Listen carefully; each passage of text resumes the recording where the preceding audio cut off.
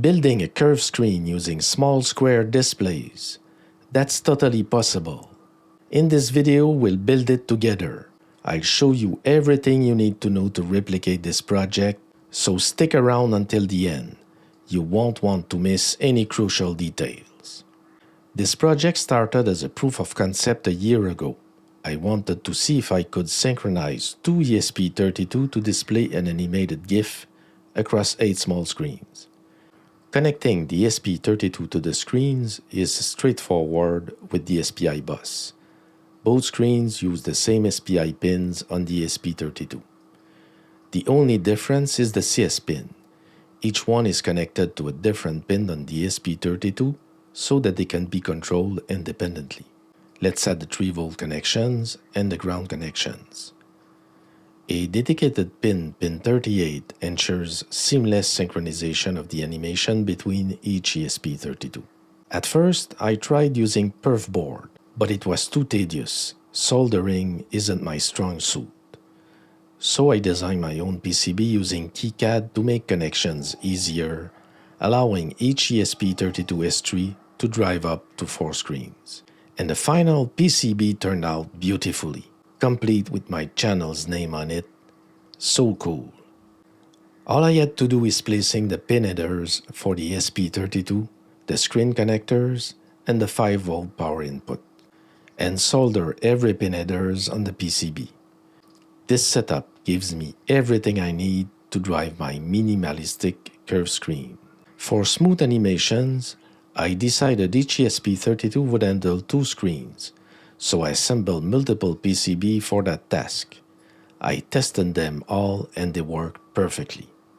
I'm using 240 by 240 pixel color TFT screens with the ST7789 controller running over SPI. I love these displays. I've used them in many projects. But to achieve the curved screen illusion, I had to remove the bezels so the screens could sit as close as possible. Removing the bezel is not so hard, but care is needed because the screens are small and fragile. I removed the layers of plastic sheets that are used to reflect the lights on the screen and replaced them with a little block of acrylic for the same purpose, but that will give me a better surface to place the screen on a stand. I glued small neodymium magnets on each piece of acrylic that will make it easier to place and adjust the screen on the stand. For the stand of the curved screen, I experimented with different material, like using wood circles and wood sticks to have the curved shape on which to place my little screens. The wood sticks worked, but it was so ugly. But this allowed me to test my setup and progress a little further toward my goal. Next, I designed another ugly stand with steel strapping so I could use the magnets. Ugly, but giving me the chance to do more tests, perfects the code to make sure it works. Powering everything was simple, a 5-volt power source for all PCBs. However, the metal stand didn't let me position the screens close enough, ruining the illusion. But the animation worked perfectly, a major milestone. Stick around, I'll explain the code later so you can adapt it for your own project. If you're enjoying the video, don't forget to like and subscribe to stay updated on my next project and help me reach 50,000 subscribers. Now, all the PCBs spread on the table was not to my taste, so I mounted them on stands, each PCB stacked on top of each other. This added a superb view of the power needed to drive this minimalistic curved screen. This is not only a very pleasing view, but a view that showcases power and capabilities. I call this a super microcontroller tower. Now I needed a solid, clean-looking stand. Using Illustrator to design precise acrylic pieces and cut them with my laser table. I glued the pieces together to form the backplate for the screens. To have something the magnets would be attracted to, I cut small metal strips that I glued to the curved acrylic pieces. For stability, I designed a custom base to hold everything securely. This is great to attach the screen now equipped with magnets, which will allow me to position them on the stand more precisely. Get ready for the demo. It's time to connect all the screens to the Super Microcontroller Tower. And right after that, we'll dive deep into how the code works.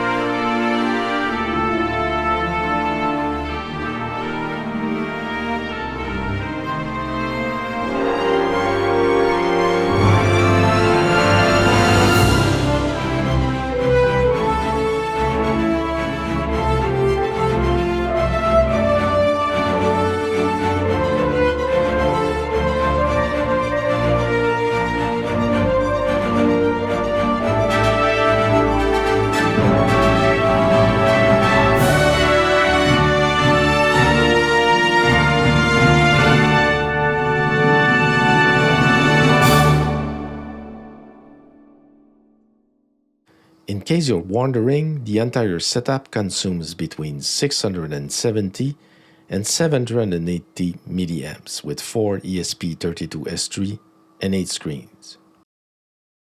Now let's take a look at the principle of working, and after that we will look at the code in more detail. The setup has 8 displays with 4 ESP32 controlling 2 displays each for better performance. There is a Node.js GIF Image processor application that runs on Windows or Linux. This application takes as input an MP4 movie with a resolution of 960 by 480 pixels, the exact same resolution as our screen setup. The GIF Image processor application creates 8 animated GIF from the MP4 movie, one for each screen, based on the screen layout. Later, I will show you how you can configure it. Then, each ESP32 asks the GIF image processor with an HTTP call over Wi-Fi to get the GIF for the display it manages. There is a calibration process occurring on each ESP32 and the movie is played on each screen. The synchronization of the movie frame is achieved with a sync signal controlled by the master ESP32. Let's look at the GIF image processor code. You can get it on my repository. I have put the link in the video description.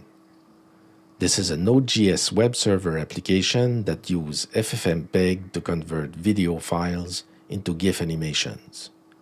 To run it, you'll need Node.js and the FFmpeg command line utility installed on your Windows or Linux machine. I've included the installation links in the description. In just a moment, I'll show you how to run it. Here are the key settings in the code. First, you have the number of frames per second that will be generated for each GIF, and the port number to use to listen to calls from ESP32 for requesting their GIF files. Next comes the screen layout, the total number of screens in the entire setup, the number of screens per row, and the screen dimensions. Every screen must have the same resolution. The screen's layout is the screen mapping for each ESP32. Here I have 4 ESP32, each having 2 screens. The ID is the MAC address for each ESP32. It is unique, and each ESP32 will request its GIF file using this unique ID. For each ESP32 we have its screen number and its upper left position in the overall display. You can adjust the orientation of each GIF using values of 0, 90, 180, or 270 degrees to match your physical setup. The repository also comes with all the MP4 movies you saw earlier in the video. Feel free to use them for your own project. Now let's try processing a sample video, one of my cat. For best results, 5-second video works well. You can go up to 10 seconds, but the ESP32's memory limits how much can be stored. Each ESP32 needs to hold 2 GIF files in memory. The movie dimensions must match exactly the dimensions of the screen layout. So here it is 960 by 480 pixels. Let's open a command prompt and navigate to the dist folder in the downloaded code. To launch the GIF conversion, run this command. This will generate 8 GIF files, 2 for each ESP32. The program will then wait for incoming requests from the ESP32 devices. Now, as we can see, the ESP32s are making their request.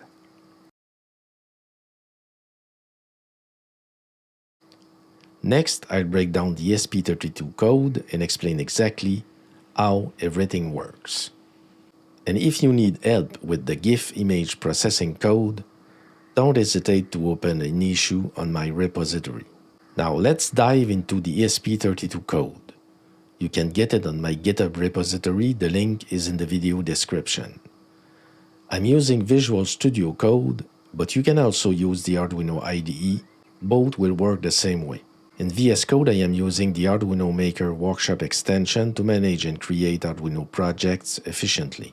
I'm using 4 ESP32 S3 and 16 R8 boards, each with 8 MB of PSRAM. I have put the link to this model in the video description. The code is the same for all ESP32, but one and only one of them is designated as the master.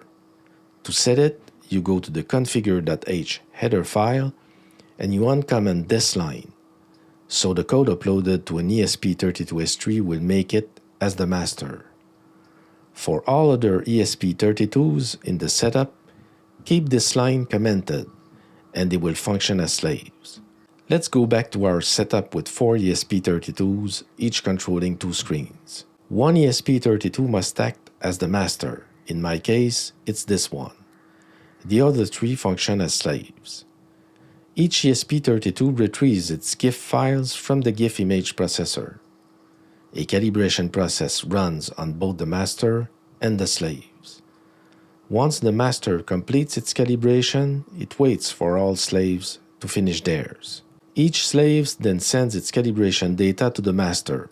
Once all calibration data is received by the master, the animation starts. In the main sketch, this is where we configure the screens connected to the ESP32.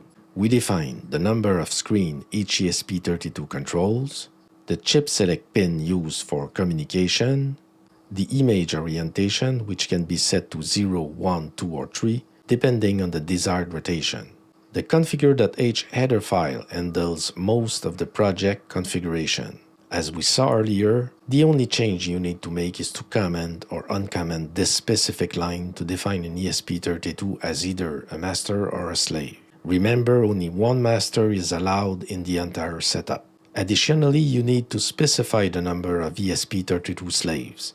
In my case, that's 3. Lastly, the URL for the GIF image processor web server is defined here. Depending on your local network setup, you may need to update this value for proper communication.